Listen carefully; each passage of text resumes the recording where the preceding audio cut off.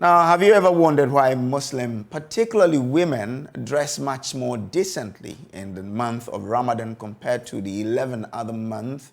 Well, in the following report, my colleague Anas Sabet in our Ramadan series has been speaking with Malama Aisha Mohammed Swala, a public speaker, an author and life coach, for more on this development. In Islam, the rule of dress for women is modesty. Muslim women are required to observe the hijab in front of any man they could theoretically marry. Whilst modesty rules are open to a wide range of interpretations, some Muslim women wear full-body garments that only expose the eyes, although there is no Quranic text requiring this extreme. For Malama Aisha Mohammed Swala, an author, a life coach and a public speaker, being modest as a Muslim woman goes beyond the mere covering of the human body. Modesty is not just about the veil itself, it's more than that. Modesty is about our identity as Muslim women. It is about our haya, our behavior, and the shyness between us and our Lord, the shyness between us and the angels, the shyness between us and the people surrounding us, and the shyness between us and ourselves. So modesty is beyond that. It's about everything that concludes us as Muslim women. Well, a visit to a Muslim community in and outside Ramadan reveals a clear disparity on how Muslim women dress, with most of them looking more covered in the month of Ramadan compared to the 11 other months. Malama Aisha says this shows how Muslim women endeavor towards changing from bad to good when Ramadan visits.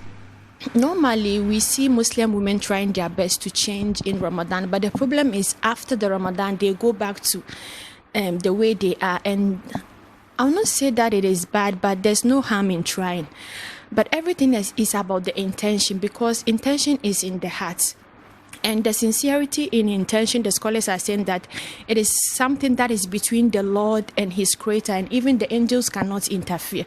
So far as you are trying your best to change in Ramadan, then try your best, because Ramadan is about like connection, about taqwa, to gain God consciousness. So the intention comes first.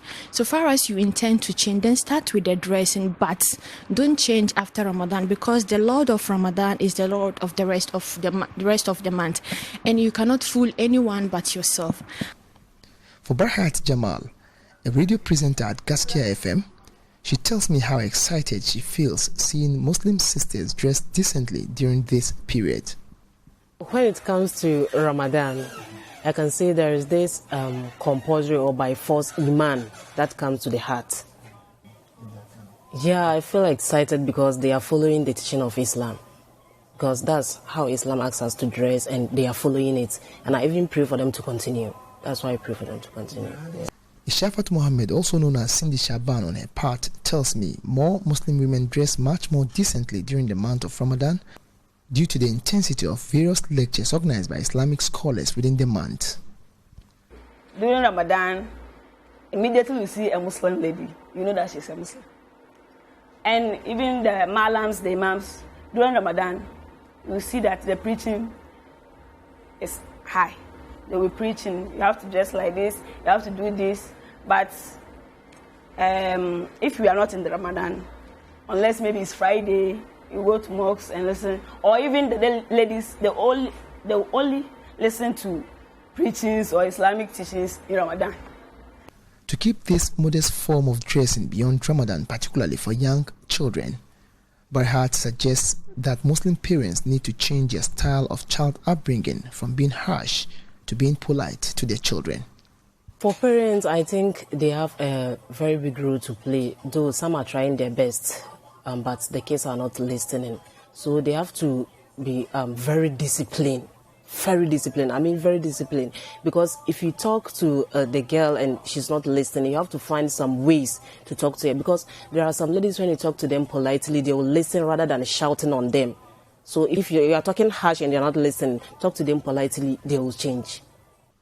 Malama Aisha was, however, quick to urge Muslim women who are trying to change within this month to do so with a pure intention. By doing so, this will become a habit even outside Ramadan. First of all, we need to ask ourselves, what is the objective of Ramadan? And the objective of Ramadan is to gain taqwa, which is God consciousness, and this God consciousness will change everything about us. It is the light that is in the internal and external. So far as you renew your intention in a very good way, Allah subhanahu wa ta'ala is going to put the light within you in Ramadan and after Ramadan. It's all about intention. There's no harm in trying. Even if you try to change, Allah subhanahu wa ta'ala is going to help you. But if you have the intention to just change for Ramadan and after Ramadan, I'm not sure you are going to gain anything.